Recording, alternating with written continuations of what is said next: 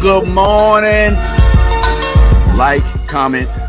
Please comment. We putting up comments. I got a tattoo on the shoulder too, but I don't want to go through the process of zipping it down. Ching ching, Apple TV. Ching ching, Roku TV. Ching ching, Amazon Fire. Oh yes. Good morning, and welcome to Melanin Espresso. We want to thank you for coming in this morning and welcome to Melanin Espresso, and we thank you. But we got a good, strong show today. We got it coming up with our new and hot guest, Portia Baker, a strong cup of coffee ready to get poured. But before we do that, let's welcome in our two hosts with the toast, Vince Taylor and Gina G. Hey, what's up, Sean? What's up? I mean, you did that. Hey, it's the first time coming in. Take that. You better do that, bro. All right, my man. And at least he didn't call me Vinny this time. Woo! It was on the way. Hey, look, cuz you always Vinny to me, you know? Appreciate it, man. Appreciate it. Good morning, everybody. Good morning. Thank y'all for this. The first day of Black History Month, hallelujah, and we are blessed to have some Black history here in the making with the homie Sean. What's going on, Sean?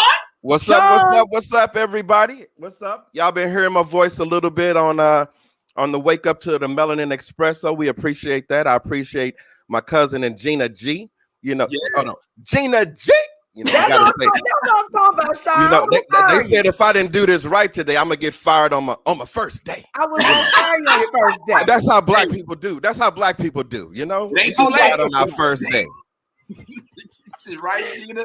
During Black History Month, we will fire your black ass. Hey, I am melanin, so maybe I'll get at least another week. You get another one. You did good. You did. Hey, them stimulus checks coming out, so you should be okay with it. Exactly. Just in case you all are wondering, Sean is a voiceover provider, and you may have recognized him from his greatest hits, such as "Just because you work from home don't mean you ain't gotta wash your ass." Or one of my greatest hits. Or one of my personal favorites. Good morning, and what you say? I said good morning. Said good morning. Yes, all right. All right, my man. And just before we start getting into the show, I want to big up Sean real quick because this is a family member of mine right quick. And if it's okay. Another cousin.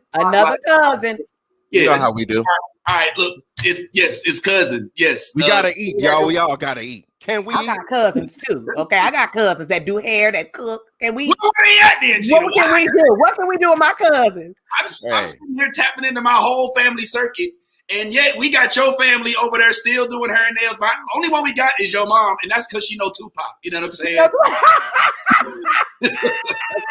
All eyes on mama. You hear me?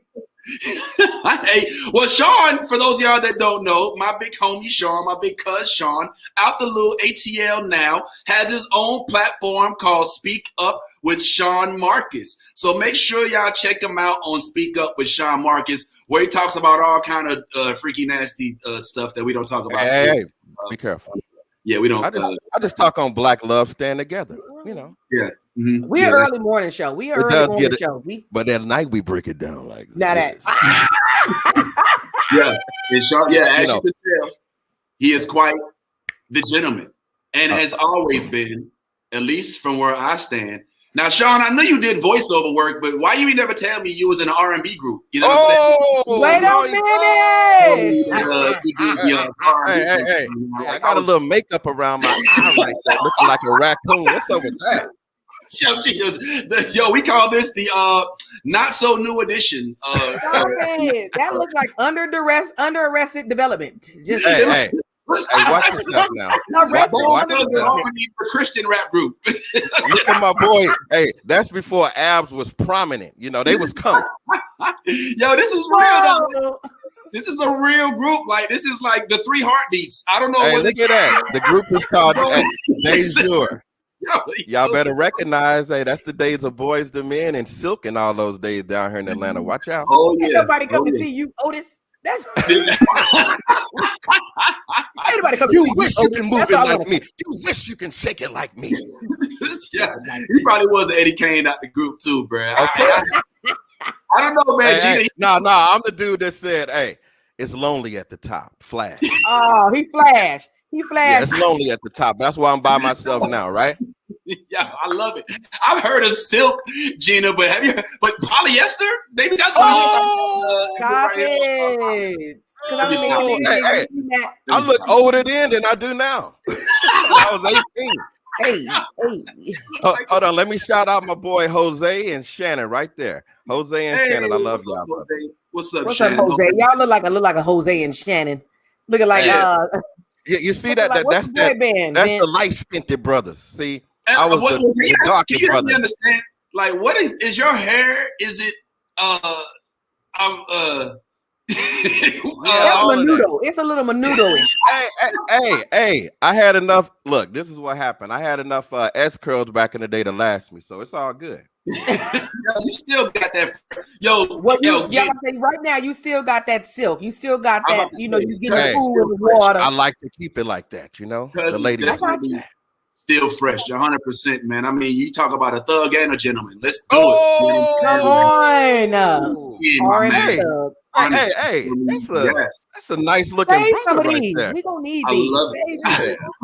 Hey, don't be hating. You know, everybody can't be Michael Jordan. You know what I'm saying? I'm just saying. Yo, look, Dead, we appreciate you, man. And he got a lot to offer. Appreciate you bringing it on the show. Thank you. Face to the background. Don't go too far if you don't want to, man. But appreciate y'all. Our live announcement.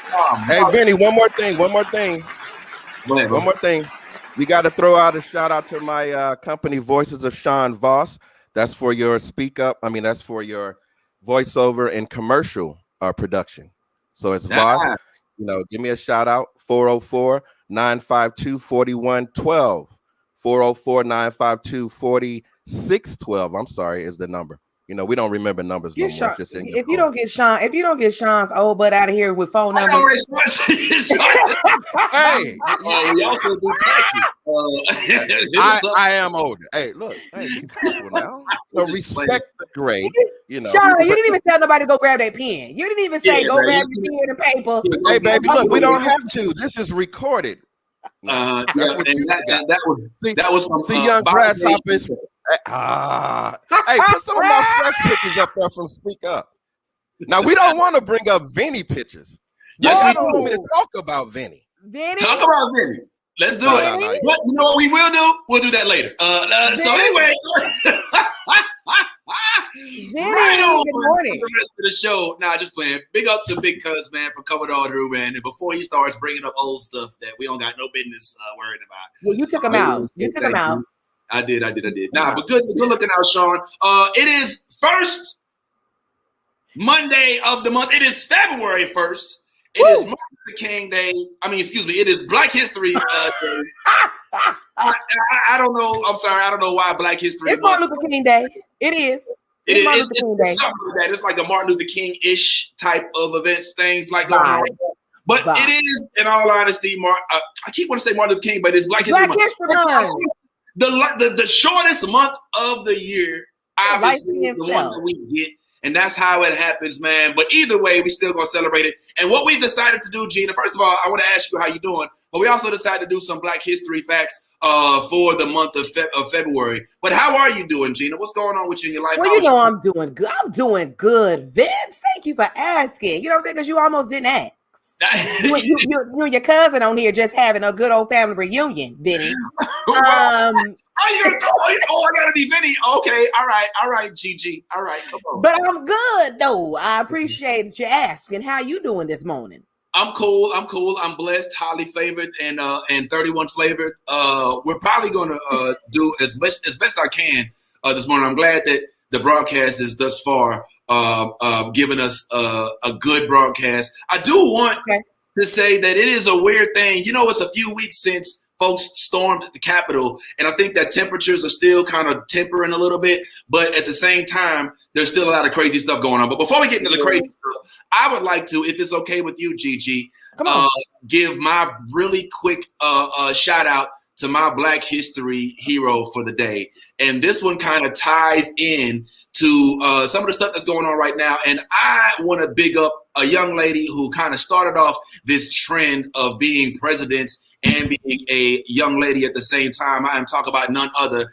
than the one and only Shirley Chisholm herself. Shirley Chisholm started the whole Black woman running for office thing, as she was the first African-American lady to hold a seat and run for president with a major party. So don't sleep on Miss Shirley Chisholm, y'all. She is a big deal. And she, if it wasn't for her, dare I say, we would not have the White House that we have today. And a lot of the folks that have been running as of late. She said a lot of cool stuff too, because she not only faced racism, but she also faced misogyny. And in that whole time, she managed to give us a whole heap of dope sayings, such as one of my favorites: if they don't give you a seat at the table, then bring a folding chair.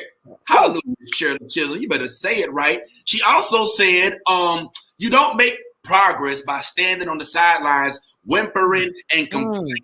You make progress by implementing ideas. Hallelujah. She said a lot with that, man. She also said a couple other dope things, some of which may be ringing true as of today, like racism is so universal in this country that it's so widespread and deep-seated, it's invisible because it's so normal. Like, you don't even see it no more because it's so prevalent that it's you almost accept it, like as oxygen in your air and all of that.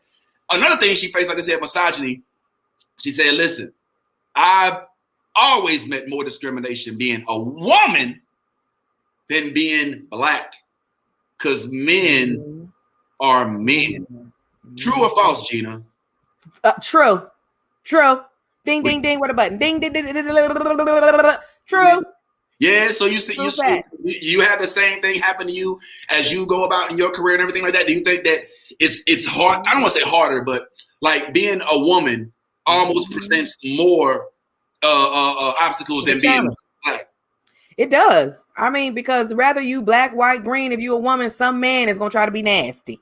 Okay, they don't care as long as you got boobs and a booty. They is on you like white on rice. So it is tough, not only being Black but being a female. So I can just, I mean, back in them days, I would have made it. I wouldn't have made it. Harriet would have left me. Harriet would have said, "See there, see you playing. If you don't come out here, come around here with me. It's time to be free." But those women were just strong back then, resilient. You know what I mean? Which we are today. It's just back then it was just more of a I won't say necessity because it's still a necessity. Dang, we can't get away from nothing. I keep trying to give us a bright side. Like I keep trying to come up with no, it's still a struggle being Black and a woman and being a man, Black man. So I mean, what she's saying still rings true in 2021. That's what's sad. Yeah, and even with the Queen written all that, you still got to deal with all of this misogyny. And that's why I wore it.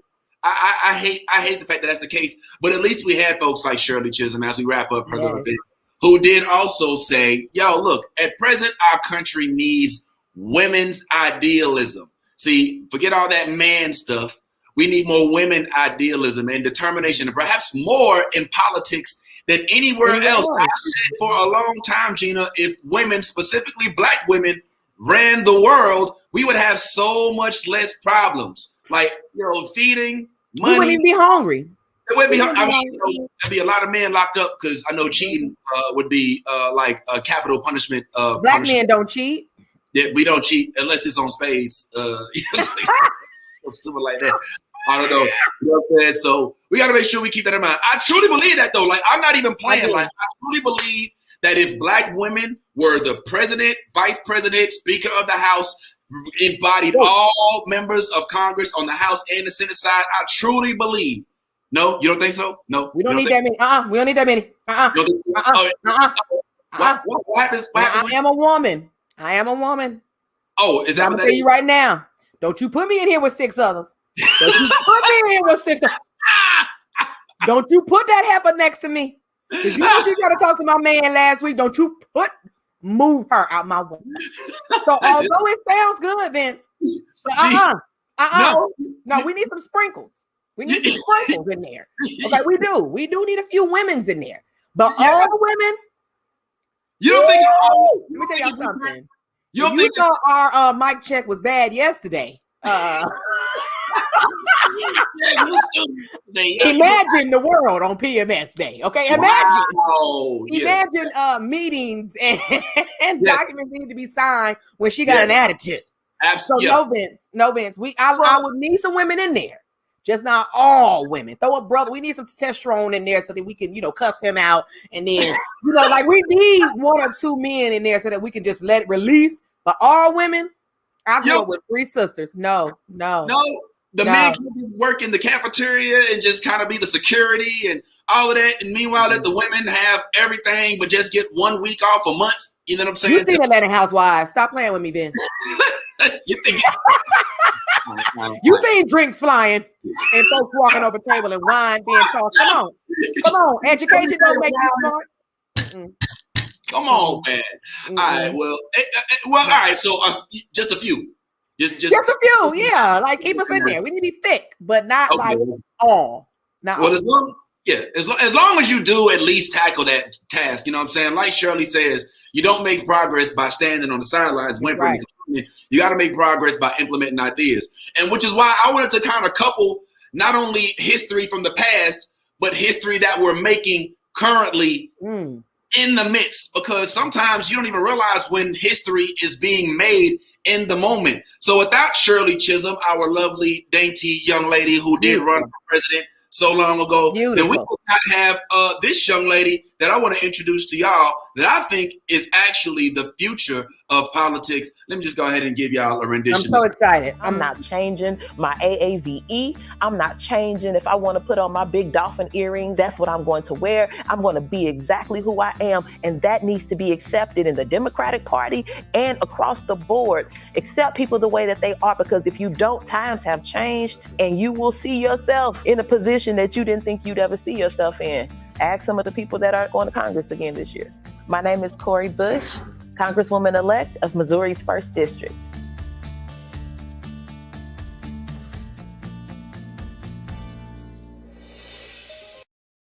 So history in the making. As of this very moment, this year, we witnessed the swearing in of Missouri's first congressman representing my old district up in St. Louis, doing it big. And I just love to see it. I love it because we sat there and watched during Obama's years, this whole Tea Party phenomenon become a thing. And then they started voting themselves in office. And here we have a Black Lives Matter marcher, activist, somebody who play that, who is out there doing it big, making history, saying, you know what, I'm not just going to scream at the building from the outside. I'm going to go ahead and take it on to the inside. So I think that it's a beautiful thing myself, Gina, when you can go from this to this. Hallelujah. Woo, hallelujah. I love it. I think it's a beautiful thing when you can queen and go from this, hallelujah, and then go to this. I just think that we need to recognize that these young ladies that are putting themselves on the line, that are putting their family out there for scrutiny, they need to be celebrated, hallelujah, even as they make history before they become history. Oh, and did I mention she's a pastor as well? Hallelujah. Y'all better back up off my pastor before she stomp dance and stomp all over you, devil. Get thee behind you. Hallelujah. And I think that it's remarkable when we have folks that adhere to what the political realm is meant to be for. I do also think that it was a shame that in her first few months after being sworn in as Missouri's first Black woman, that immediately upon getting into her office, she's already met with turmoil. It's getting crazy. Friday, Representative Cori Bush of Missouri announced she was moving her congressional office away from Representative Marjorie Taylor Greene of Georgia. The scene playing out largely on social media, with Bush tweeting this: "A maskless Marjorie Taylor Greene and her staff berated me in a hallway. She targeted me and others on social media. I'm moving my office away from hers for my team's safety." Who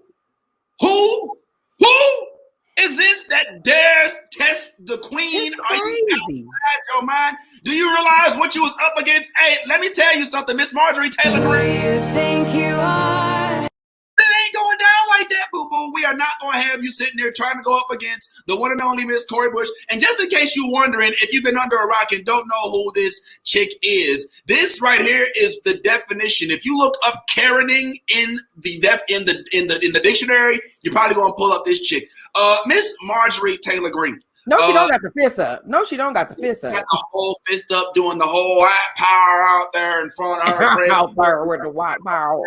Yeah, bro, this chick right here is borderline nuts, they say. Now, I don't want to say her act like she's the only one, but she's saying some pretty crazy things out there. Not only is she in support, evidently, of possibly, I don't know. I just move her face. I don't even want to see. Can we get rid of this? People in Congress a lot, but she's got some really off the wall, crazy ideas. I don't know. I'll let her tell you. The Trump-backing Republican embraces completely false QAnon conspiracy theories, and in a newly uncovered video from 2018, claimed former President Obama is Muslim, the Clintons had JFK Jr. killed, and even questioned whether a plane crashed into the Pentagon on 9/11. It's odd. There's never any evidence shown for a plane in the Pentagon. I mean, that is kind of true. It is weird how I haven't seen. I mean, a lot of crazy people make points from time to time. Even a broken clock is right twice. So it's just like, but she blonde, and I don't want to do it for all the blondes out there. You know what I'm saying? Because I can tell by her roots that she's not an original blonde. She's not a Suzanne Summers. She's not one of you guys. So I want you ladies out there that's doing that, Corel, touch up, go ahead and hook your girl up. Because while she over here with the stop and steal, and she out here following people around talking this nonsense, I'm gonna need y'all to go ahead and put some more of that bleach on her roots. Okay, that's where I come in. You know what I'm saying? As a spectator. Look, watch how she walk. First of all, what kind of shoes is them on? I'm on people tough this year. 2021, I am on you tough. First of all, don't be walking around with your little Michael Kors bag that you got from the outlet because you think you doing something out here walking these streets. Okay. You know what I'm saying? With your flats on. You know what I mean? You ain't even cool enough to have no chucks on. Like, who are you really? Like, how is one side of your hair done but the other side? And let me remind you that the sister girl, hair was on point, weave was on point, but this is this lady's natural hair and she can't get it straight. Okay, we can see right through that. Come on, y'all. Y'all don't look at her glamour shots on the left. You got her glamour shots. Girl, bye. You don't get out of here. I didn't know we was doing a morning roast, Gina, like you. Well, I'm just on her tough because I'm tired of her. That's what I do. I'm not the smartest, okay? I'm not the sharpest knife in the drawer, but I can tell you what I am, what I will figure out is what you wearing. What is you wearing? Okay, what is that hair color? What that hair color do? Eyebrows. That's my job, Vince. You bring the news.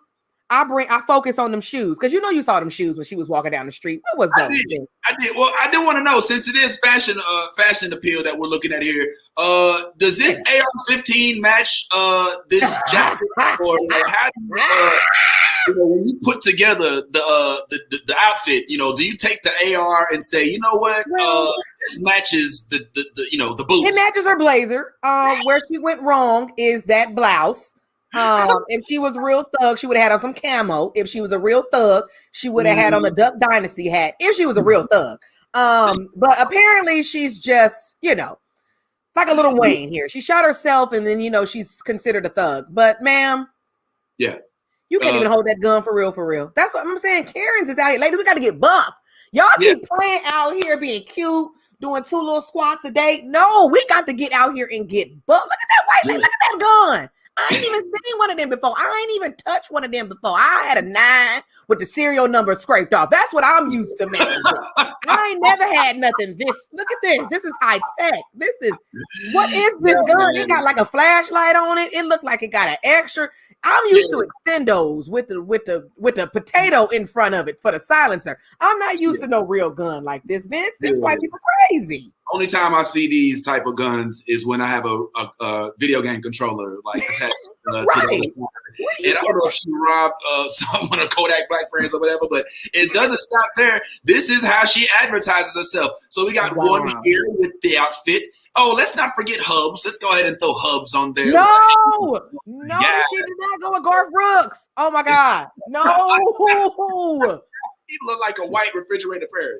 I don't know what's going on with this dude right here. His Yo, gun is so tight in his hip, Vince. The belt is like, please loosen me. I cannot breathe. wow, yeah, man. And Wow. What does she think she's doing with that, Vince? So let me ask you. I When don't know. you see that as a, as a Democrat or Republican, whatever the case may be, if you see this picture as an American, Yeah. How do you even, what do you say to people? I say, as a Jehovah's Witness, I'm not going to that house. I'm probably gonna go ahead and just skip on past and just do it like that.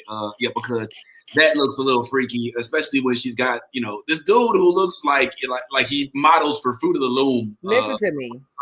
Look at that hairline. Who is this barber? Who is this guy? Supercuts really messed up.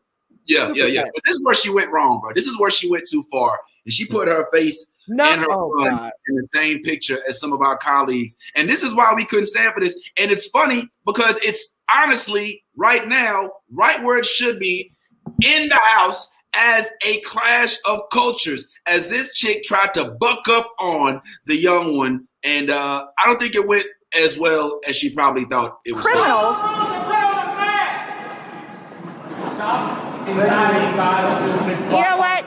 Yeah, don't yell at people. Stop being a hypocrite. Wait. Play that. What? She calling somebody a hypocrite. Okay, can you play that one more time? Because she did put her mask on. I just want y'all to know that. Did put the mask on when she was told to put it on.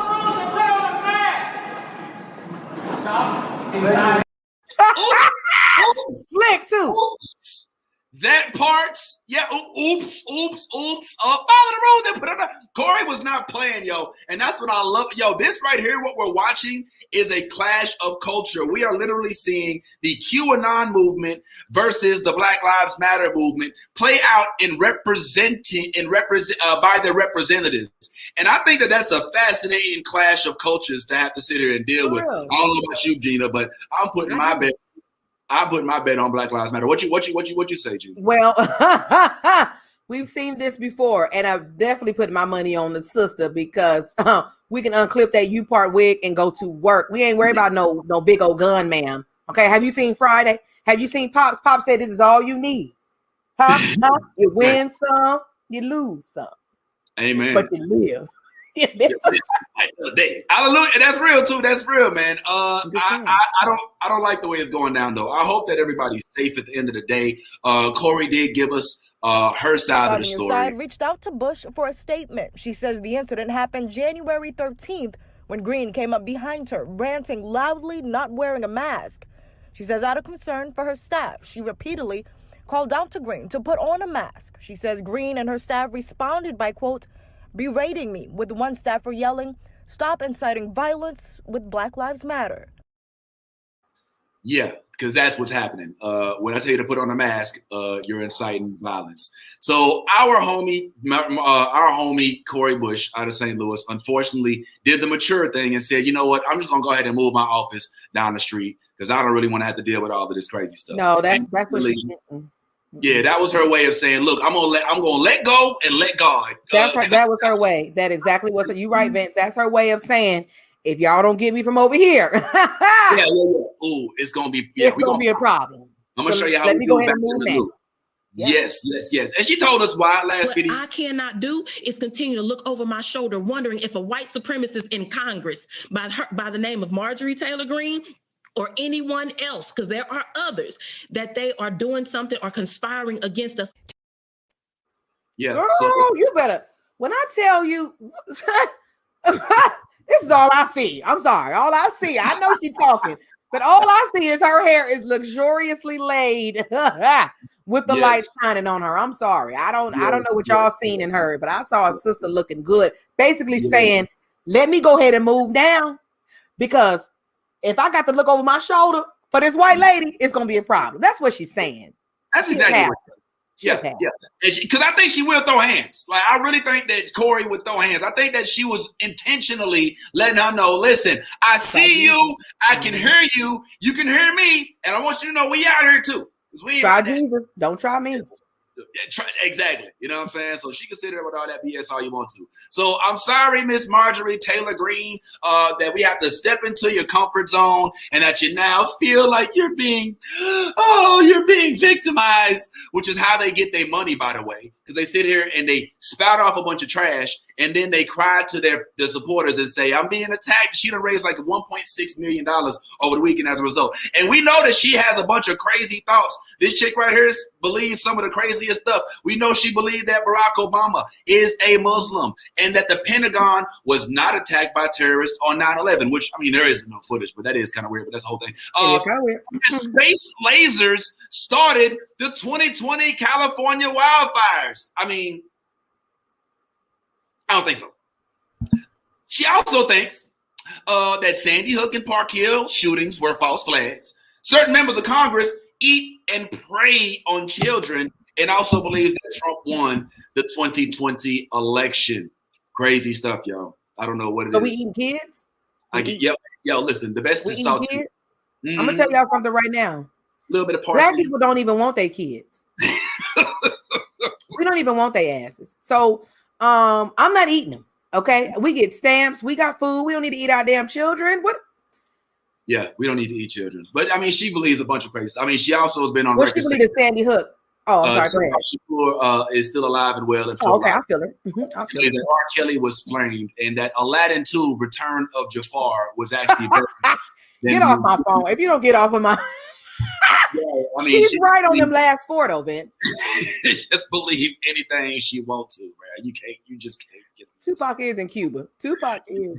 When you step on a crack, you actually break your mind. That watermelon rolls in your belly, and that the busted challenge discriminates against white women with no booty. I don't know where she gets these things from, Gina, but she is clearly making up most of this stuff. I don't think the vast majority of America believes these things. So she is who he is. So, Marjorie, all I just want to say is lay off my sister, okay? Wow. Don't go in there starting a bunch of trouble with folks that you don't want none. Because I will tell you right now, if who come for you, you don't want this smoke. And I don't even mean like we come into your office with guns. We just gonna make your life real difficult on and off social media. So calm down. Is all I'm gonna talk about the roots, boo. Yeah, because we will let our soul glow all over you. Real quick before we bring in our special guest, who we happen to have the pleasure of hanging on for us in the background real quick. I just wanted to kind of bring this to the fold as well. This past week, Joe Biden did announce that he was going to do some things for the Black community. Him and Miss Kamala Harris decided that they weren't going to wait on Congress to put a few things together, and they were going to actually do some Black initiatives. So one of the things that Joe did propose, he did propose that they are going to end contracts with private prisons. They're going to redress historical racism in federal housing policies and allocate funding more equitably in budget proposals. In addition to that, they said that they're going to pledge to work with Congress to increase funding to HBCUs, triple funding for Title I schools, and reverse the Trump order to ban racial sensitivity. Now, a lot of people are saying, that sounds great, but some people are still like, I don't know, bruh, that don't sound like it's enough. Some people are even like upset that they didn't get their plans marched in, which would include one Ice Cube and even Cube bin Laden, who had his hair. He must be vegan. It must be vegan. But fortunately for us, in speaking with Black history, we've got somebody who is very close to the community who could maybe give us an idea of what Black people do want. Because while we're sitting here watching Joe Biden and his vice president act to address racial inequity, one thing that I'm curious about is, what is it that Black people want? Like, what is it that will make us happy? What can we put into legislation that will cause us to say, you know what? I'm cool now. I'm happy. 40 acres and a mule? 40, I mean, I think we passed that. At this point, we need like 50 acres and maybe a charger. Or you know what I'm saying? I'll take some land. Y'all can still give me my doggone acres. I need that. Hey, give me, you can keep the mule, because I ain't probably gonna do nothing with the mule. But the acres, you can run that land, because I know I'm living on something that somebody that I know that new know built. So run me some of this land. No, I'm with that. And the acres, and it don't matter where the acres are. I'll go to Nevada. I'll go to North Dakota. It don't matter. You can give it to me in Georgia. It got to be down here in Florida. But I do know that this young lady right here, Miss Pasha Baker, is completely aware of all of these things. She resides in the community with the community. I mean, not only did she run for office multiple times with the consent of the neighborhoods that she's in, but she is the director and chief executive officer of the Goldsboro West Side Community Historical Association. In addition to many things that she is, you know what? I'm just gonna go ahead and let the people speak for Pasha herself. One of Florida's most influential young entrepreneurs, Sanford native Pasha Baker's corporate experience led her to start her own firm, specializing in helping small businesses grow. Her innovative approach revitalized communities and created local jobs. This young lady right here is a superstar in her own right. I mean, I look up to her like nobody else in this area. And I got a feeling that y'all are going to grow to love her just as much as I do. I want y'all to help me welcome to our platform, Mrs. Pasha Baker. Hey, what's going on, Miss Pasha Baker? Good morning. How are you? Good morning, Queen. Good. How are you? I loved your segment before. I was in the back. I was like, yo, this a real show. February 1st. The yes. Black History Month. I say y'all did that. Y'all did that. Yes. You're darn right. Yo. Yes. Yes. Good morning, beautiful. 40 acres queen. Tesla. I want my Tesla. And I yes, you want a Tesla. On Cash App. Come on, sis. You can't take it back. Ain't no taxes either. You can't no take taxes. it back. I want my 40 acres. I want my reparations on Cash App and give me my Tesla. Come on. Let's go. Yo. Let's go. Yo. Run that. That's what we fighting for. That's what Black people want. That's what we want. We want our 40 acres. We want our Tesla. And we want our reparations on Cash App. Real talk. I love it.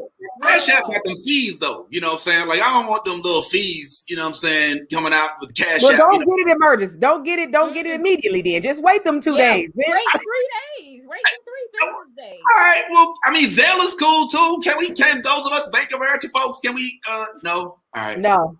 Can we just all right? What else? Can you just slide me mine in a paper bag under my mattress? Like we did back in the day.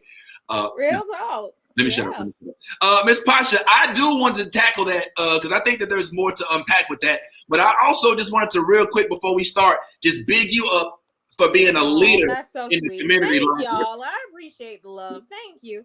Thank y'all for having me today. No, I mean, it's a big deal. I mean, because I did that whole sequence to lead up to you as a member of that coalition of folks who did decide that you can't just sit on the sideline, that you actually have to be a part of the solution if you're going to get out there. You can't just sit here and act like, yo, I'm going to be upset about everything. I'm going to just tell y'all about how how the white man going to hold us down and how we going to do it. Like, there's a whole bunch of different litany of excuses. But you, Ms. Baker, said, you know what, now, I am a part of the solution. I'm a leader, and I'm going to bring more folks to this. Like, what led you to say, you know what? I ain't going to sit here in the salon and talk to folks about our complaints anymore. I'm actually going to join the Congress. I'm going to join the solution. I'm going to get on the other side of that building. What is the thought process that led you to get to that point, Ms. Pasha? I think the biggest thing that always led me to run, one is definitely my passion for the community. But before that, there hasn't been any change. What do we have? We're still fighting for the same things we were fighting in the civil rights movement.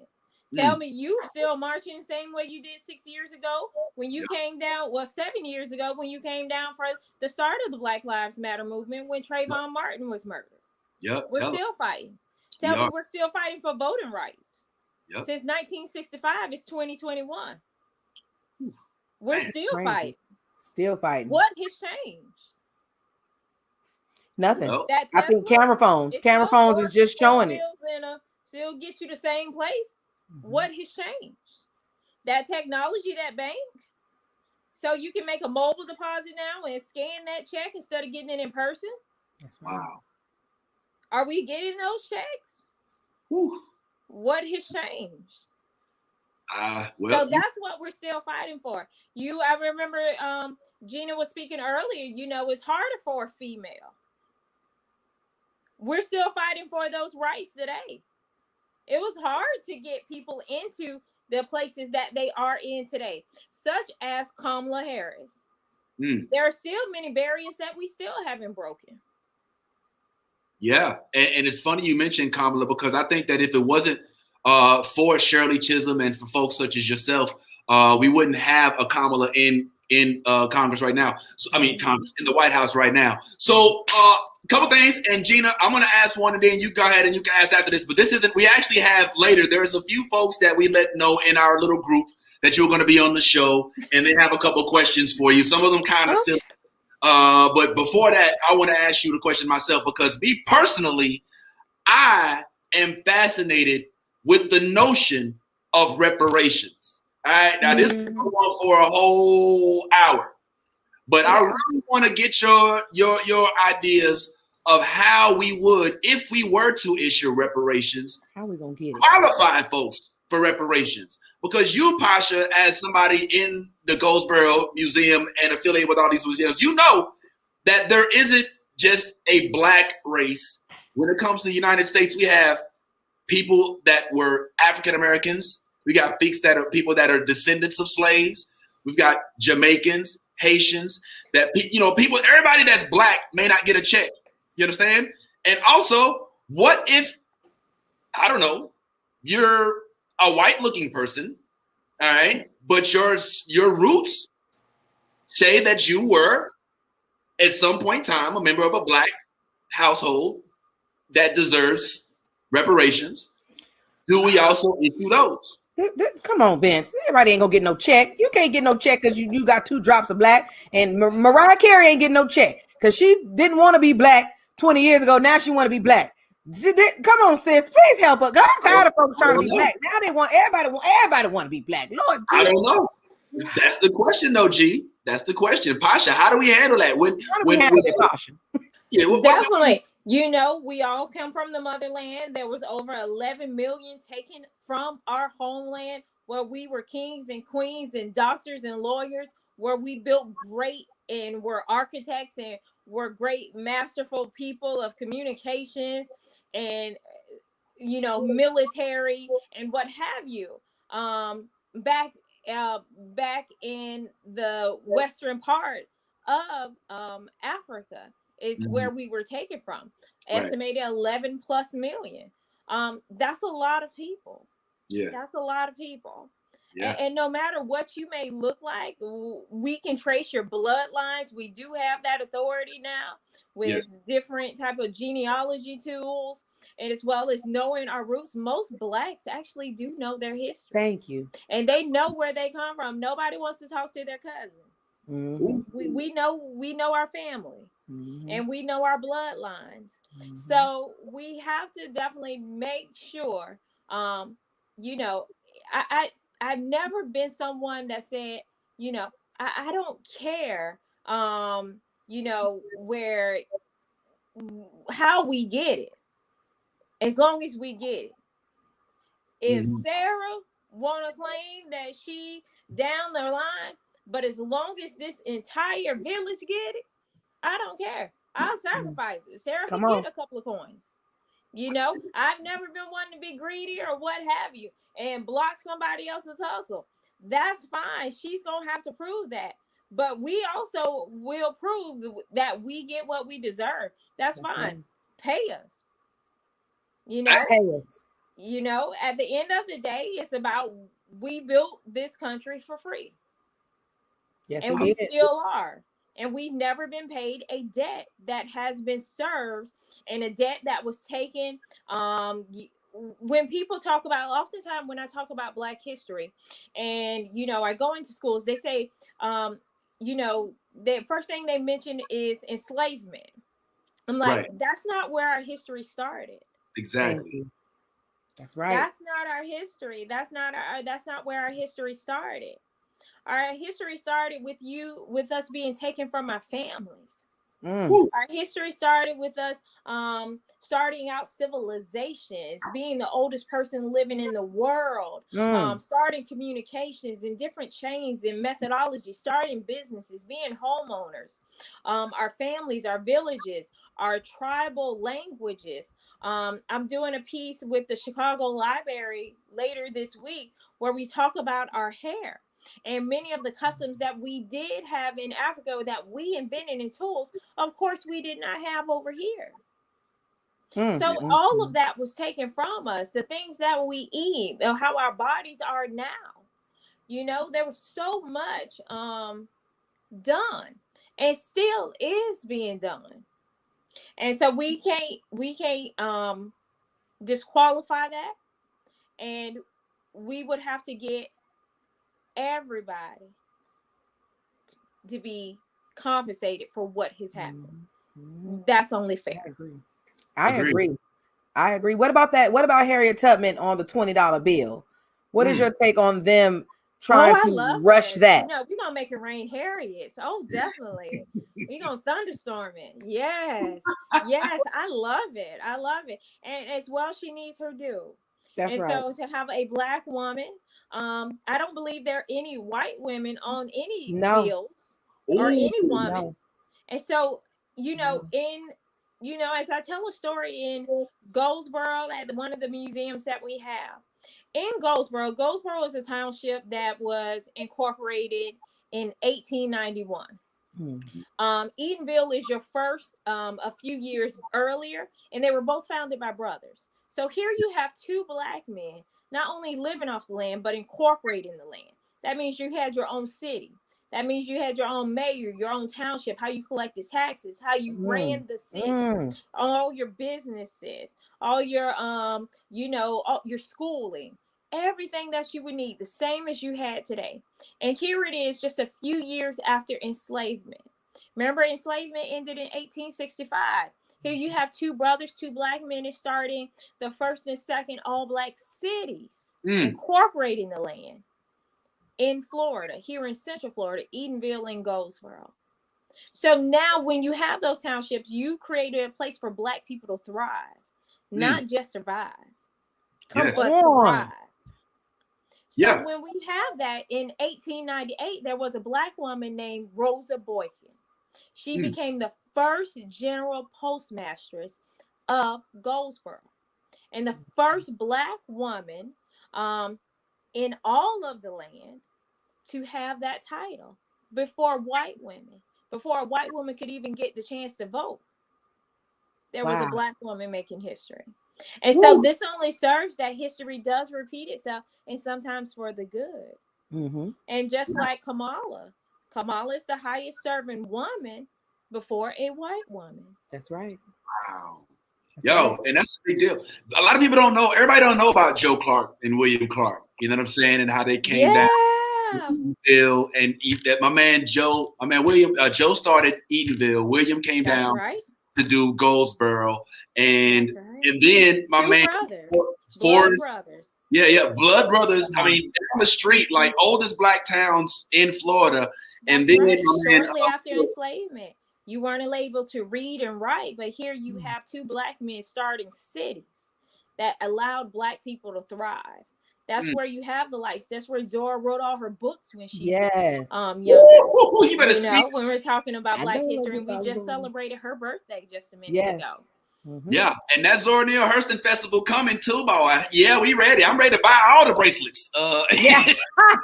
And the incense. I want my copper. I need some copper. You know. I'm ready. Real quick, Pasha, I'm wondering, we're so in awe of you, but I was just wondering if you happen to have, I know that at some point in the future, we know that there's elected leadership in your, I mean, it's already been, it's designated. We've already spoken it. That's sweet. However, if indeed, for some strange reason, you were in the position of this young Cori Bush, who was being assaulted basically verbally by somebody, how would you handle if you had people in your hallway that were threatening to assault, kill, or possibly cause bodily harm to you because of your beliefs. Like, what do you think should be done in that situation? I mean, are we going crazy? Is this normal? I mean, when this type of no, and that's harassment. You call the people and have her arrested for harassment, for assault, all of that good stuff.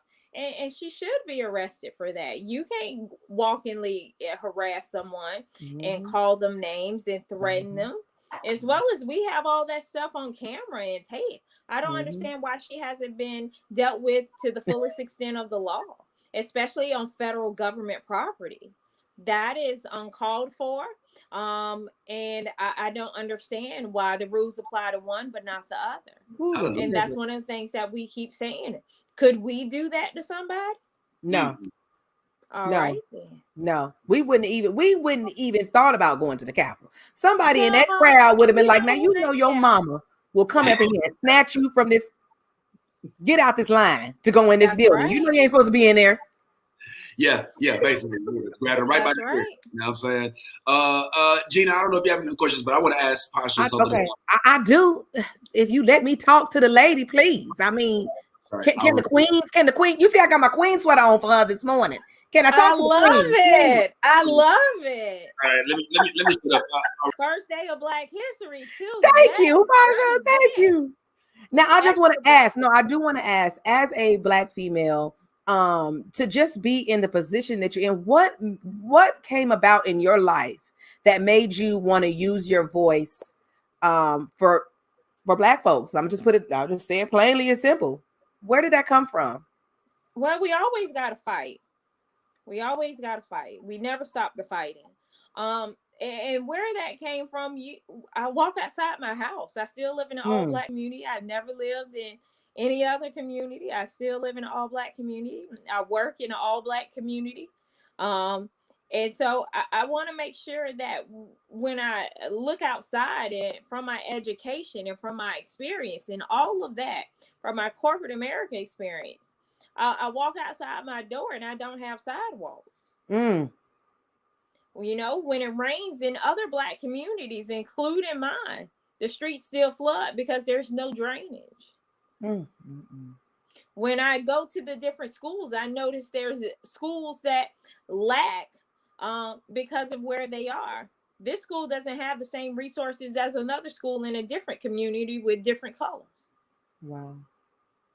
You know, so I noticed that the fight never stopped, that we are still fighting for the same things that we were fighting before.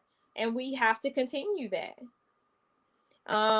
Where that came from, you had my aunt on your show a week ago, so raised really, you know. I can see where like real talk. She got the case over in Kissimmee right now with the young lady who was body slammed. Yeah. Oh my gosh.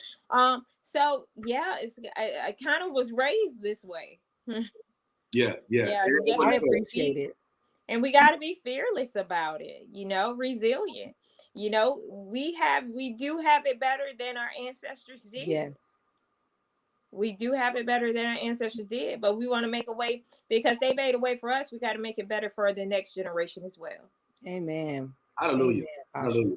I appreciate that. And that's a big deal. And yes, Pasha was raised in a household where, it's like you didn't eat that night. You know what I'm saying? Like, what did you march for today? Okay, well, you go find something to march for.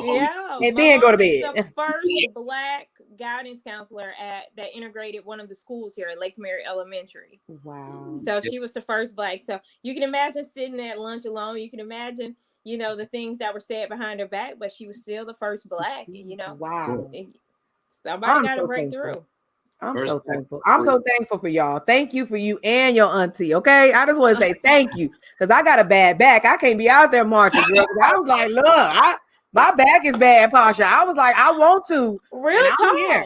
I'll give you some water for my back. Why these platforms like this are so important because you're able to do it on multiple levels. But remember, you know, civil rights and fighting for equality is like a bridge.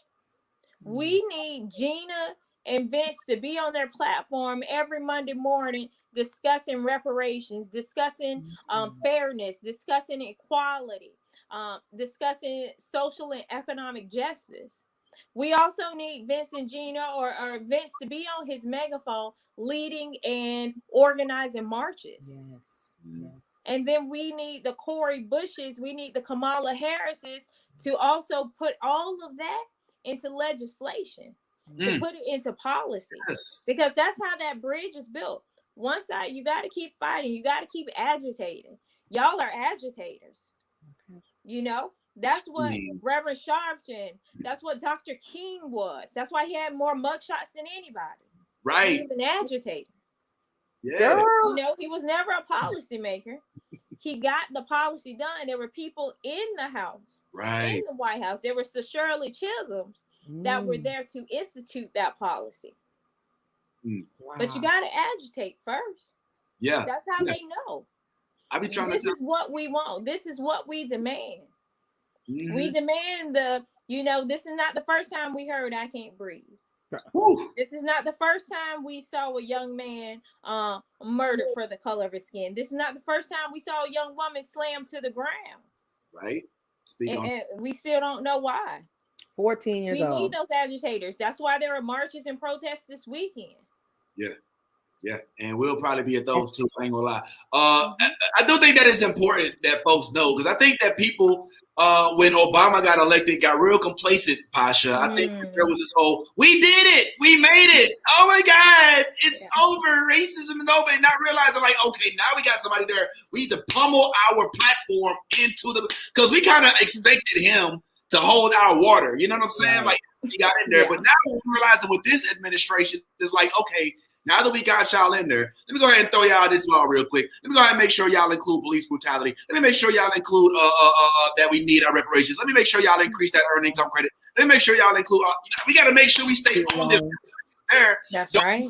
Complacent. So I want to make sure we do that. And especially in this pandemic, right now they talking about how much money they should allocate, how much it is that we deserve for COVID relief. I don't know if you have any insight on that. I do know that I think you mentioned that you have helped bring some medical supplies. Yeah, so we started a clinic here in Goldsboro, Allied Health, during the pandemic. So it opened in October, just a few months ago, and we'll be shortly releasing what we're doing for vaccinations here in a minute. As soon as we get a few things signed and koshered, we'll be able to release that as well, because we always had disparities. Remember, again, we're fighting for the same things that we fought for and when we were emancipated during the Reconstruction period. Shortly after that, we're fighting for equality. And so we've always been told that we're 3/4 of a man. Yep. 3/5. 3/5 of a man. I knew it was close. 3/5 of a man. And so when we have that type of mentality, imagine what that does to our bodies. We aren't equal, so we don't deserve equal treatment as far as healthy foods, as far as access to fresh fruits and vegetables, as far as access to proper medical care. So we are despairingly passing and dying because of this virus, because of things that have been generation through generation and through bloodlines that have become inherited. High blood pressure, diabetes. Some of those things, you can be as healthy as you can, but some of those things generated 4 and 5 generations ago during enslavement that we now have. And now with the deadly virus on top of it, you see us disproportionately passing away to our white counterparts who have had access to proper health care, but also was raised differently generations and generations ago. Word. This is... Look, I don't know. So you did you say something about the vaccine? You said that you secure. What? Yeah, so we'll be announcing that shortly as well, and make sure that people on the front lines get the vaccine. Those are the people that are our teachers, are people that are busboys at Winn-Dixie. We want to make sure that people that have to go to work to put food on their table every day get access to this vaccine. And so that's what we're making happen. We're gonna make it. We're gonna make it move. Yeah, so you did you just break news? Are you bringing? I mean, I don't. Let me. I don't want to. Yeah. So it'll be announced shortly. We'll see what happens, but hopefully when everything gets up and running, what we do want to avoid is lines like these, so we don't have to have folks camping out for days and days and days on end to get the vaccine. This is an actual line in Florida for vaccines, and you already know, man, in addition to being inconvenienced, Black folks not only ain't trying to be inconvenienced, but we ain't trying to get that shot either. So I'm hoping that you also, in addition to providing this access to these vaccines, can find a way to reasonably that's a long line. Ease about it, because I've spent some time on here just talking to Gina about how she should consider, taking this what she formerly may have referred to as the mark of the beast. Or again, one of the things that I never said it's the mark of the beast. the mark of the beast. You will not know. You know what I'm saying? So come on. We ain't gonna get on here. Okay. All I know is if it's something that's gonna save the people, you need to pray on it, and you need to go and get your shot. What's willing is what's willing. Some people are gonna wait till a lot of people get the vaccine, so they don't have to get the vaccine.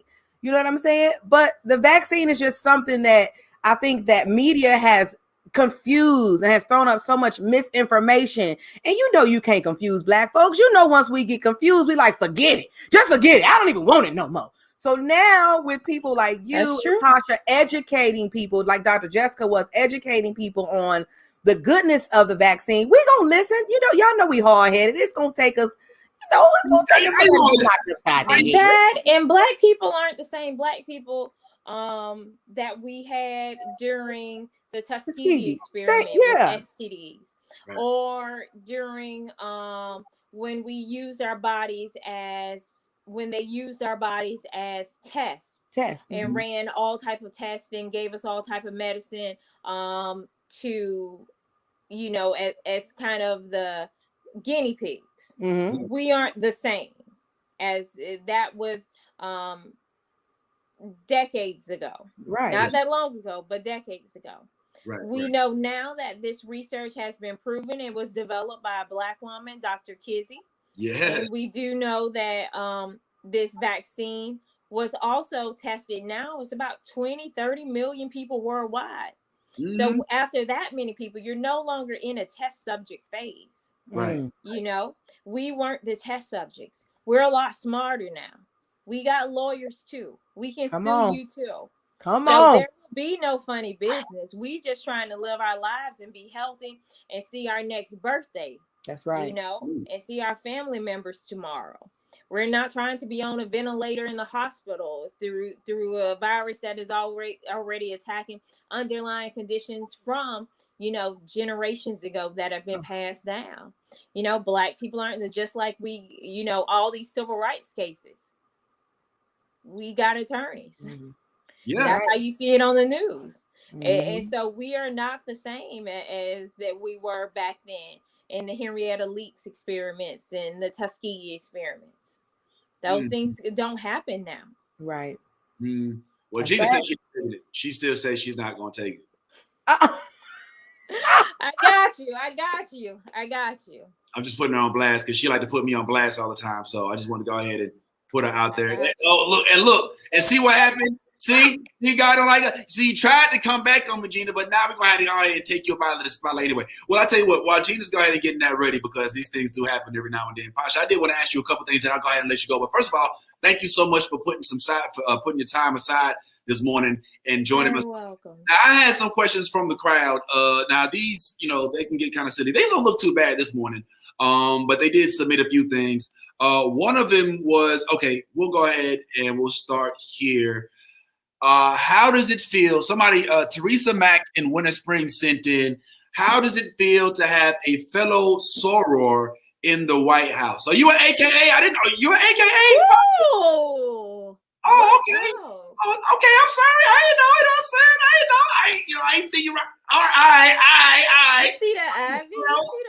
Okay. Ow! Beat to death. I don't know who, man. Look, I'm gonna have to holler at your stylist, whoever that is. But how does it feel? Does it give you a new sense of revitalization as a pink and green representative? What's going on? whether she was a Delta or any other Zeta Phi Beta, Sigma Gamma Rho, just to see another Black woman break that glass ceiling, you know, I cried. I cried at the inauguration. I cried. Yeah, definitely. Just to see her be on that platform as well.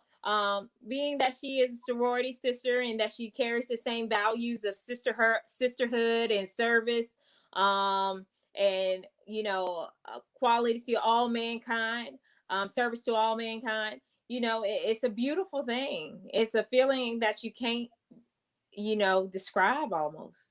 Yeah, I would say it's nice. But did you have to defend her during the whole Kamala's a cop? You know what I'm saying? Oh, she done locked up so many of us. You know, there was all this misinformation. I don't even know if it's misinformation. Some of it could be true. True. But look at, you know, everyone takes the time to learn. And everyone makes mistakes on the job. Whether she was right or wrong, what if we judged you for everything that you've ever done? Right. You know, so, you know, sometimes you have to be fair. You have to give people the benefit of the doubt. And you have to realize that people learn from those mistakes and that they learn from those type of things. And she learned when she looked back at it and said, maybe those laws weren't just when I was prosecutor and when I was Attorney General of California. They led to this. However, we can do things now to fix that as well. True. All right, just a couple more real quick and we'll let you get on up out of here. I like this one, actually. I like this one.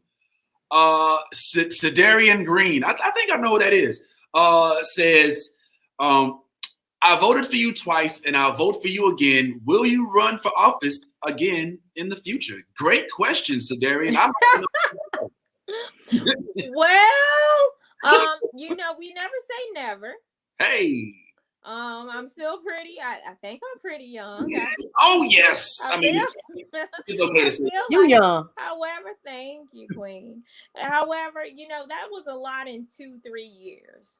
You know, I ran for mayor and then the mayor resigned. Yeah. What kind of? Yeah, and then yeah, and then I ran for this position, and the Republican Party of Florida put up $7 million against me. But we still came pretty close. You was a threat. You was a threat. We made them spend a check. We gonna make Harriet. We ran up a check. We ran up a Harriet. Yeah, ran up a Harriet. Yeah. Okay. So we definitely have some barriers to break through. So we definitely keep organizing. That's one thing we are doing. We noticed that we didn't have the turnouts that we expected. They were awesome turnouts, but we can get better. So we'll keep organizing, keep fighting on the ground, and, you know, keep being the Stacey Abrams and the Latashas and all the organizers that helped to turn Georgia blue in 15 plus years. It takes time. So we just keep on keeping on. Keep on keeping on. Oh my God. I'm sorry, Gina. I'll get this one out the way so we can let Miss Pasha go and save the world as she does. And I have a queen question after this question. Then we can go for real. Like, most definitely. You're good. Well, you got one. You can ask yours first, then. I'll close up. Okay, well, fine. Well, my question is, as a Black woman, and are you really conscious about your hair, how you dress, the way you come across? Is that something that's really important to you? Yeah, and I do have a team of advisors that help me with that. But definitely, because we are in Seminole County. This is a totally red district. It's 80+% white population. A lot of the barriers that you broke through over there in Orange County still haven't existed over here. So yeah, I am very cognizant of the way I wear my hair, to my makeup, to the way I speak to people. Yeah, because I'm from the country. I'm 3 generations here, so my dialect can be very real at times. I can say finna and all of those things, you know. So we have to be cognizant of that. But definitely, because we need all the votes to get in, and once you're in, you're in. Yeah, that's the thing. So we got to do what we got to do to get in. Did your team help you this morning, Pasha? Because I mean, you look phenomenal as always. Saying so. I just want to. Hey, I'm gonna be on this little internet thing. No. Actually, I have a hair appointment later on this week. No. Okay. All me. Yeah. All me. See what I'm saying? I'm trying to tell it natural up in here. Go on, sister. Yeah. Gina, you gotta say, like, Pasha's one of the few people that actually look like her advertisement. You know what I'm saying? Very true. You know what? Very true. The funniest story. So when I was running for mayor, and we visit all these churches, and I still visit churches and what have you during this round, but we were in a pandemic.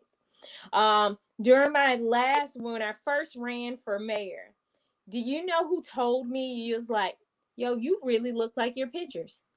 The organ player at the church. Oh, the organ player.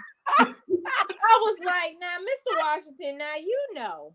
I was like, and then I started getting that. I did start getting that I actually do look like my pictures. I was like, you on the organ looking like, well, wait a minute.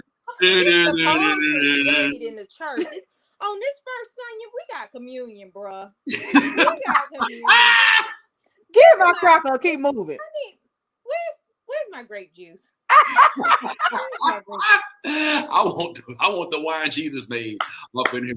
That's a good question, Gina, because I never, men, we so ugly. We just get up, we throw on a white, throw on a shirt and get out. We ain't got to worry about whether or not our lips is on fleek, if our earrings are too flashy, if we should wear eyelash. You know what I'm saying? Like, we ain't got to worry about it. We just wake up and we just go out, They have it so easy, Jim. They have it so easy. And it's so important, especially for a Black woman, because when the first day Kamala don't look right, it's going to be an article. It's the first day her hair out of place. That's right.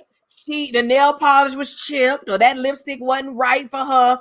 We're going to have something to say. So not on top of being a woman, it's hard. On top of being a Black woman, it's hard for the world. But it's hard being a Black woman for Black people. Yeah, that's right.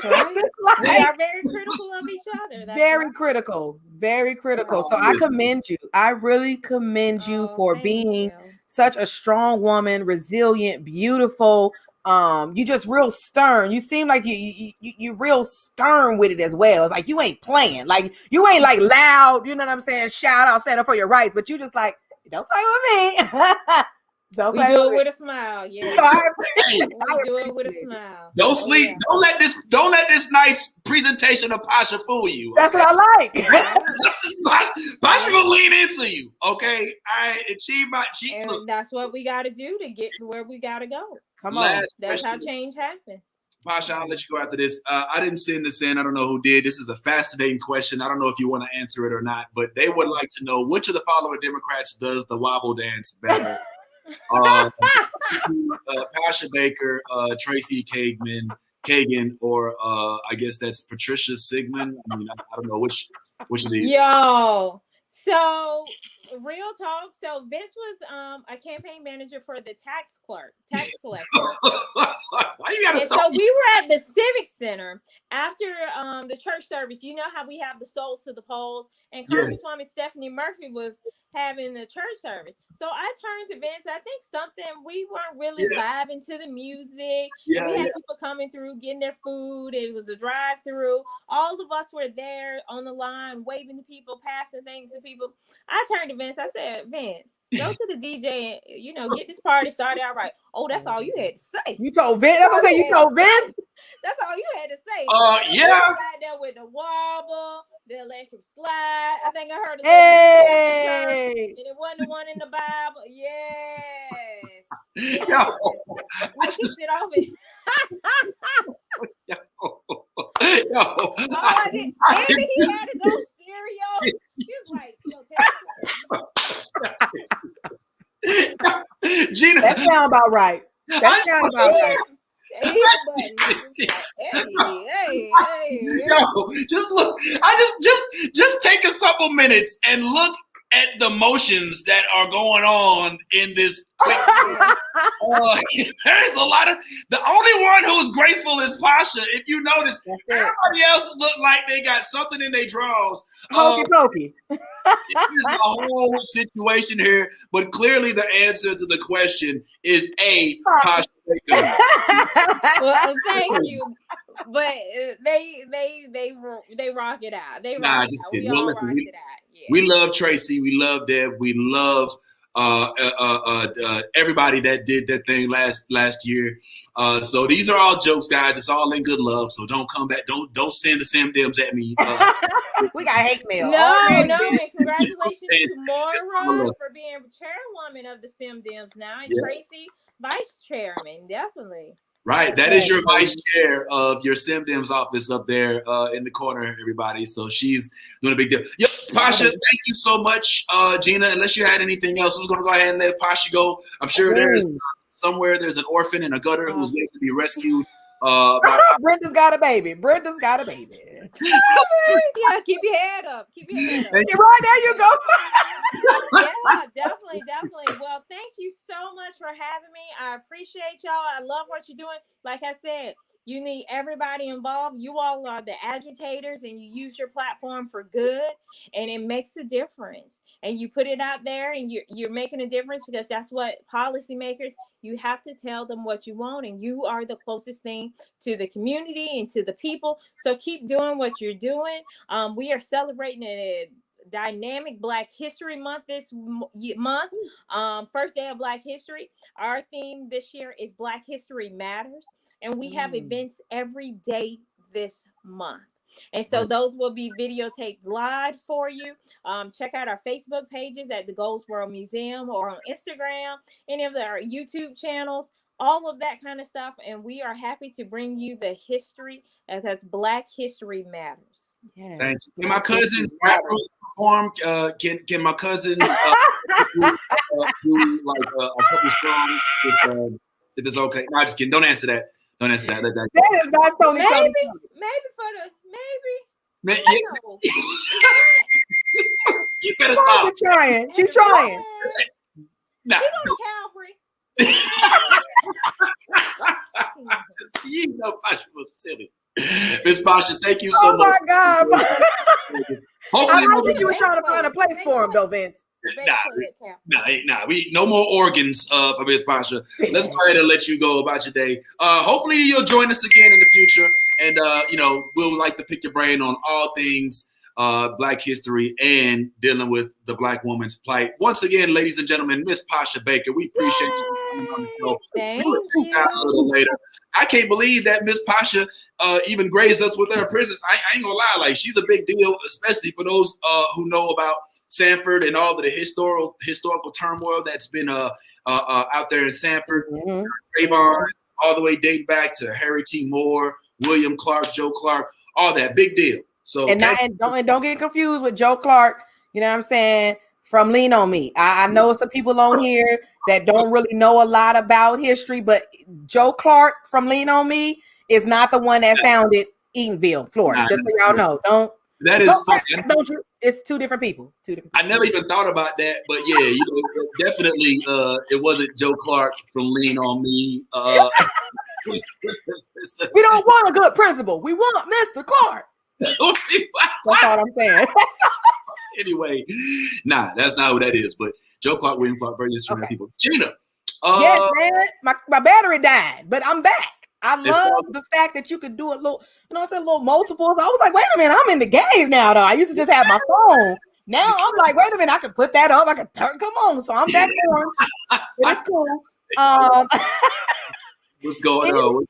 It is Black History Month, and I don't want to take too much time. I do want to definitely shout out my Black History person, I guess you could say, for the day. But before I do that, I have to say, and it's gonna be really quick, y'all, because no one talked about it enough, and I have a platform to at least say something. So I would like to say something real quick, you guys, about Chad Wheeler. If you don't know who this gentleman is, after today, then I don't know what to tell you. But anyway, this gentleman, if you know him, he plays for the Seahawks. Well, he used to play for the Seahawks because the Seahawks didn't let his behind go. But I just want to show you guys what Black women are going through. I know you guys, keep saying Black women, we're the best, blah, blah, blah. We the hardest ones. And we are, y'all, because this gentleman, who is a football player, oh my God, had the audacity to put his hands on his girlfriend. Not the fact that he's wrong for doing so, but the fact that she's a Black woman just took me You know what I'm saying? To another level, and so many other sisters. Just hold on, just look now, fellas. It's something that I teach my son. A woman will never be able to beat you. Never. A woman will never be able to beat a man. You know, it's a physical, beat him up, type of ordeal. So why even start that? You know you're stronger than she is. Walk away. Now, for this man to be over 280 pounds, 6'5", plays for the Seattle Seahawks. I don't know what Sierra prayed for, but some of that juice need to go on to the other teammates because he didn't mess around and beat up on this girl. I mean, Vince, he choked her to the point that she was unconscious twice. The second time when she woke up, he couldn't even believe that she was alive. He was sitting there eating dinner, and when she woke up, he was like, "Oh, wait, you still alive?" So he just, I just don't understand. I just don't understand. But I want you guys to know, domestic violence is never okay. Right. It's never okay. You need to just leave. As a woman who's been in a domestic violence situation more than one time, listen to me. This right here, I ain't never been like this. I ain't never been here. So I can only imagine this young lady and the way she feels. But I will say something about the NFL. Although they didn't treat my boy Colin Kaepernick right, they got this right and fired his behind ASAPers. Do you understand me? The Seattle Seahawks said they not playing no games. That he is gone from the team. He ain't gone with some payment. You know what I'm saying? He ain't gone with a check. He gone. And they also put a phone number here, you guys. I just want to let it know for domestic violence hotline. That's 800-799-7233. I'm serious about it, Vince, because it was unnecessary. You are a big dude. You were like a big dude. Why did you? What? You telling me one little Ike slap didn't put her down? You could have just did one little Ike slap, but you had to take it to the point where this girl was unconscious 2 times, where you didn't even know that she was alive. He was eating dinner, Vince, and when she got up off the bed, he was like, "Oh wait, you alive?" Yeah, well, unfortunately, in the NFL, there was a kind of a culture that brushed this stuff under the rug. It really did. It did. Know what I'm saying? And they got real petty about folks that would beat the crap out of their wives, girlfriends, even their mistresses. But, as you said, but when Colin takes a knee, all of a sudden he's being called this, that, and the third. You know what I'm saying? But now all of a sudden that the woke community is coming to the NFL like, look, we ain't gonna watch your little game. All right, we ain't trying to know. Oh, and then in addition to that, shout out to all of the artists who turned down the Super Bowl. That's right. Tried to reach out to them and use them as a tool to bring the NFL back to the fold. I ain't gonna lie, like there was a point I talked to Gina about doing like a little Super Bowl wrap-up thing, and she was like, "Nah, we ain't really messing with the NFL right now." And I was like, "You're right, sis, we ain't." So I think that it's a big deal that these things are put out there. Kudos to the Seahawks. Pete Carroll, I believe, is the man. I commend them. And I commend them for stepping up. Because Michael Vick, y'all did Michael Vick wrong. Okay, it was some dogs. Now we love dogs. Now don't get me wrong, we love our animals and we love our pets and whatnot. But y'all, that man Michael Vick did time, got his name slandered just because he's a black man and resilient. He came back and he played the game like a champ. Hello. Yeah. Meanwhile, Ben Roethlisberger, in that same time frame, took some chick in the bathroom, tried to get some butt, and messed around, pled for his rape charge, but still ended up starting on the Steelers, and still held to this day as one of the greatest quarterbacks. So yes, there is a double standard, and I'm glad that you're exposing it right now. But kudos to you for bringing this to the forefront, because I'm gonna be real. I wasn't completely aware of the level, the extent of which she was beat. Put that back up again. Did you see that? Look at this. Like she beat her out of her Instagram filter. Like he made it so that she doesn't even look like she's recognizable. You know what I'm saying? I'm not even trying to make a joke. Like it's clear that there was not. This is not like I just pushed her off. Like when you get hit in the face. Like let's keep it real. I'm gonna keep it real with you. I have never done this. But sometimes your relationship, you get heated with each other. Right. There may be, a little push and a little shove and a tug of war here and there. But once you like ball up your fist, right, and punch or push, or like once you like have stepped outside of that, man. Nah, bro, it's time. So what I think we need to do, if it's okay with me, if it's okay with you, Gina, I just want to ask this gentleman right here. What's his name? Chad Wheeler. Chad Wheeler. Who do you think you are? You think just because you some big brawly dude that plays for the Seattle Super, like you're not even on a team that's winning right now, and you want to beat up on our sister just because she don't what do something to bow you? Down. Oh, it was because she didn't bow down, Vince. That's why he beat her up, because she didn't bow down. Yeah. Well, listen, Mr. Chad Wheeler. Who do you think you are? I don't think you realize what you've done, because as of this moment, you went from being somebody's like, oh, look at okay, I see you, Milk. I see your white chocolate over there with a little sister. And now you sitting here and turned the whole community against you. You don't realize. You cannot step up against the black community like this and expect us to just sit down, lay down. Oh, no, because now the whole community is telling everybody had your kids, had your wife, and had your husband. Because this could come at you the wrong way. So please, ask your own self. Who do you think you are? And adjust. Thank you. Because whoever it is you thought you was is about to get shook down. And we're going to take it to your ass. For real. No, for real. In real life. So I really just want to, let ladies and men, because there's some men that are in domestic violence situations as well. Just, you guys, you're going to have to get help. You're going to have to call somebody. I pray that it doesn't get that far for you to wake on up. So we're going to move on, y'all. Okay, we're going to move on, and we're going to end this show because it's Black History Month. Yeah. And I want to send a shout out to my man. Let me get up in this thing. Because this guy here, Vince knows, because Vince, of course, loves reggae music as well, just as much as I do. And this gentleman that I'm going to highlight, although he is from Jamaica, and look, Vince is already slow whining. My Black History guy person for the day is none other than the Marcus Garvey. All right. Give me the teaching, girl. Marcus Garvey. Yes, you guys. Marcus Garvey, lead it every time. For me stay, I'm Jamaica, tell me about me fun tour. Life on sea, purpose, see on me tour. Can't take the night to take it right before. All right, so yeah, we're gonna anyway. Marcus Garvey. Marcus Garvey was a Jamaican political activist, you guys. He was a publicist, a journalist, an entrepreneur. But not only did he represent for Jamaica, he also represented for the United States. So we actually had somebody say, you know what? We ain't getting done right here in Jamaica. But guess where else they're not getting done right? They're not getting run right in America.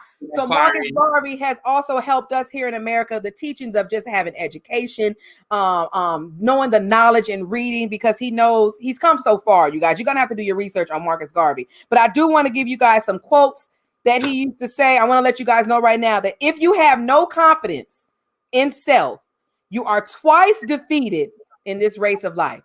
If you don't have no confidence, y'all, that's basically what he's saying. Y'all gotta have confidence. Come on. That podcast you wanted to start, that modeling career, that business you want to open, anything, like, you got to have the confidence and believe that it can happen, and it will happen. I got another one. People without the knowledge of their past history, origin, and culture is like a tree without roots. Do y'all hear what I'm saying? Y'all heard what Marcus said.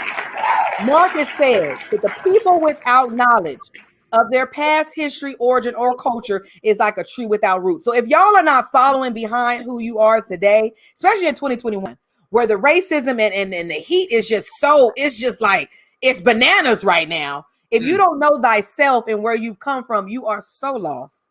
So I'm going to need you guys, unlike myself, and I didn't pick up a book without pictures. I did. Because I'm trying to grow a little bit. So I found me a book that I'm going to read, y'all. It's got words and it's got words in it. Okay. It's got words in it. I think it's like 2 pictures, which I'm really angry about, because I really only deal with books that got pictures in it. Because this is the book of Psalms.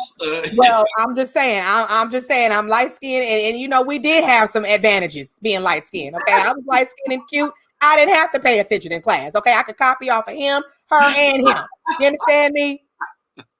So now that I'm older and I realize that light skin ain't gonna get you all the way through life. Come on, Whoopi. You shocked. I thought that being light skinned was gonna get me there, but now Ben want to do a show together where he got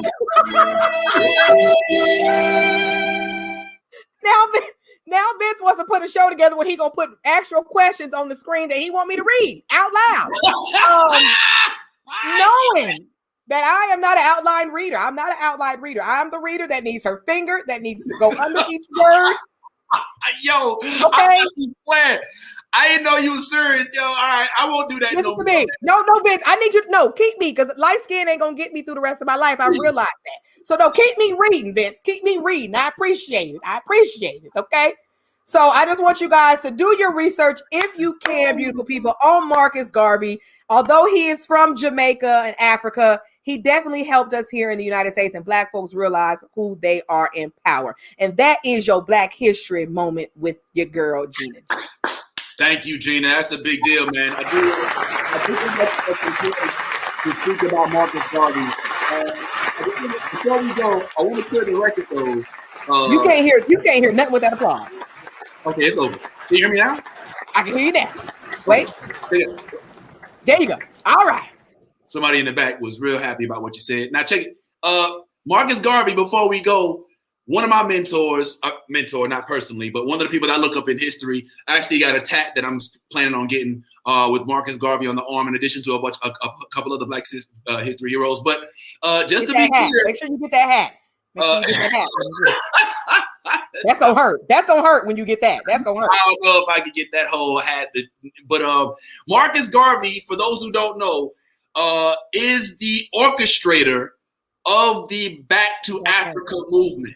Okay, so in the early 1900s, when folks was talking about we need to go back to Africa, that was Marcus Garvey who led that movement. Number one. Number two, the green, red, and black flag. That's Marcus Garvey who created that. That's not an actual flag that exists. You know, people think that's like the African flag. Africa is a continent, and there is no universal flag for the continent of Africa. So the black, green, and the red flag, the red for the blood, the black for the skin, and the green for the land, is a Marcus Garvey feature that we got from him. And oddly enough, Marcus actually did incorporate the production and the chartering of boats to mass migrate people back to Africa from the States, because they're like, yo, look, bro, we don't gotta be here. This ain't our country. But unfortunately, before he even was able to get his full work of his body done, he passed and never even made it to the continent of Africa. They messed with him so hard. They tried to take away his boats. They say he didn't have the right paperwork. They would change the rules after he did adhere to the rules. And he still said, bump that, man. Me and the all of the people them, we are going to go on a fire in, we are going to take up the all of the people them, yeah, and we're going to go on back to Africa where the blood people them there, I know. So the all of them done know a big man. Give me the teachings of Marcus Garvey. I'm just saying, y'all, if you're not listening to reggae music, I would love and I would challenge you to start listening to it today. And I know Bob Marley is the one reggae artist that everybody knows, which is great, But remember that Bob Marley was not for the black side and he was not for the white side. He was for all the sides. So Bob Marley was an all lives matter. So I want y'all to dig a little deeper than Bob Marley and find some other reggae artists to listen to. Buju Banton. You can still go to Beanie Man because he is still one of them. You can go to you can get Vibes Cartel. Sizzla. You know, I challenge you today, you guys, seriously, to just listen to some reggae, conscious reggae music. And like I said, I know y'all don't want to worry about that thing, but that's an all lives matter situation. So if you want to do a Black Lives Matter, go ahead and listen to some Bunju. Listen to you some Vibes Cartel. And it'll be Black Lives. Says she's stressed, so me give her some best. And then she like, hey! And my request, that you say we are the best. That's why you gotta spit both the tongue, cut them, hook up them, heart, cut them, want the vitamin S. Girl, come that can't satisfy her. She needs more wood for the fire. Hey! Prices getting higher. More money to require. Yo, we do this all day, Gina, We man. can do that all day. We ain't gonna do all that because we got things to do. And I love y'all. to hit the probation officer up here real quick pretty soon so I don't get violated. Just kidding. Well, I think we've had a nice little show today, man. We met Sean in person. Mr. Sean, we will see you hopefully again next week. You and the old we got a chance to phony. phony. We got to chop it up with Miss Pasha Baker. We learned about Marcus Garvey. We learned about Shirley Chisholm. We bigged up Cori Bush and we repudiated Miss Marjorie Taylor Greene. But we still here doing our thing on Monday mornings as we usually do. So as always, I am your boy, the real Vince Taylor. I am your girl, Gina G. And this has been Melanin Espresso. And we'll see y'all next week. Deuce. And this is Melanin Espresso. Oh, Gina wasn't ready. Good morning. Good morning. Like, comment. Please comment. We putting up comments. I got a tattoo on the shoulder too, but I don't want to go through the process of zipping it down. Ching ching, Apple TV. Yes. Ching ching, Roku TV. Ching ching, Amazon Fire.